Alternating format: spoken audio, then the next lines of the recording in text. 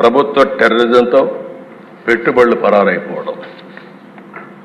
నాకు అమర్ రాజా ఇండస్ట్రీస్ ఒకప్పుడు దిశ ఏదైతే అమర్ రాజా పెట్టారో వాళ్ళంతా ఒకటి ఆలోచించారు. చిత్తూరు జిల్లా మేము మా జిల్లాలో ఇండస్ట్రీ పెట్టాలని ఇండస్ట్రీ అతను పెడితే అతన్ని ఎన్ని విధాల ఇబ్బందులు పెట్టాలని ఇబ్బందులు పెట్టి ఇప్పుడు పెట్టుబడులు వేరే రాష్ట్రానికి పోయే పరిస్థితి వచ్చింది. అంటే సొంత రాష్ట్రంలో పుట్టిన పారిశ్రామికవేత్త కూడా పెట్టుబడి పెట్టలేని పరిస్థితి, పెట్టినా కాపాడుకోలేని పరిస్థితి వచ్చిందంటే అది ఆనాటి దుస్థితి.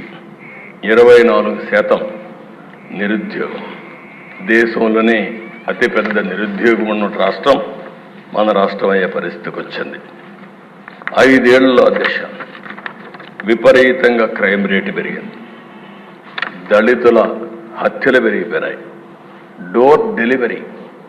నిన్నే నాకు ఆశ్చర్యం వేసింది, ప్రజాస్వామ్యాన్ని కాపాడాలని చెప్పి ప్లేకార్డు పట్టుకొచ్చారు.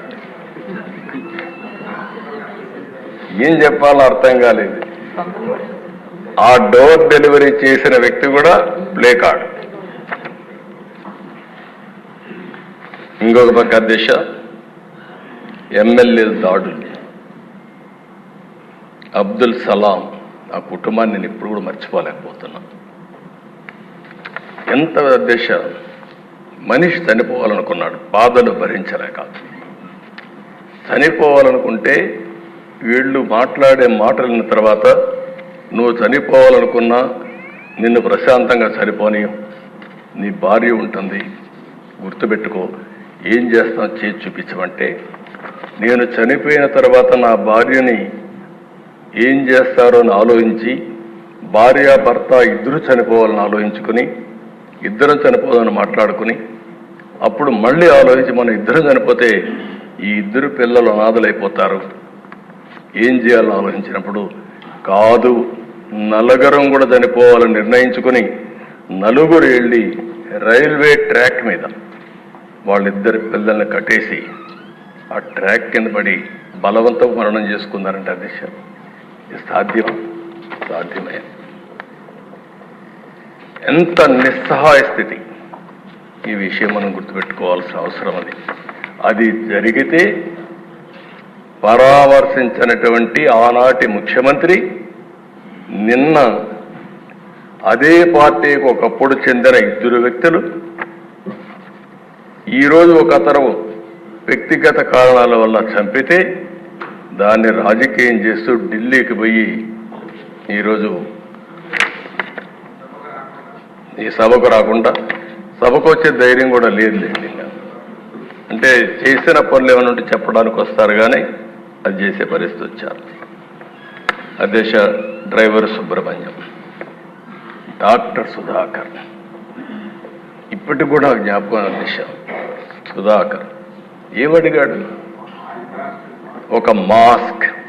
మీ హాస్పిటల్ అధ్యక్ష నర్సీపట్నంలో పనిచేశాడు, one of the best doctor.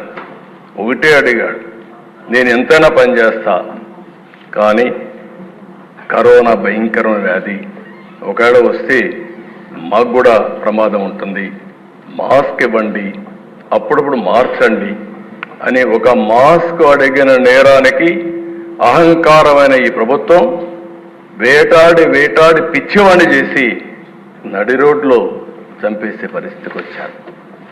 అది చూస్తే చాలా బాధేస్తున్న దిశ.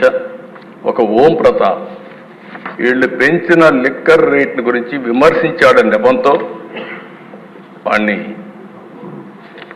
ఏం చేశారు? ఇప్పుడు కూడా దిక్కుదిలిన పరిస్థితి, ఆత్మహత్య కింద క్రియేట్ చేసే పరిస్థితికి వచ్చారు. బాపట్ల దిశ ఆ జిల్లాలో 10వ తరగతి ఏడే అనగాన సత్యప్రసాద్ ఉన్నాడు. 10వ తరగతి చదివే బాలుడిపై అమర్నాథ్ ఆయన చేసిన పని ఏంటి అధ్యక్ష? అక్కని అవమానిస్తున్నారు, ఎకిల్ చేస్తున్నారు. ఆ అమ్మాయి మానసికంగా చాలా బాధపడతా ఉంది అని ఇంటికి వచ్చి చెప్పిన నేరానికి దారిలో పోతా ఉంటే పెట్రోల్ పోసి తగలబెడితే పెట్రోల్ వేసి తగలబెట్టిన వాళ్ళకి రక్షణ ఇచ్చే పరిస్థితి వచ్చారు తప్ప ఆ కుటుంబాన్ని కాపాడే పరిస్థితి లేకుండా పోయింది.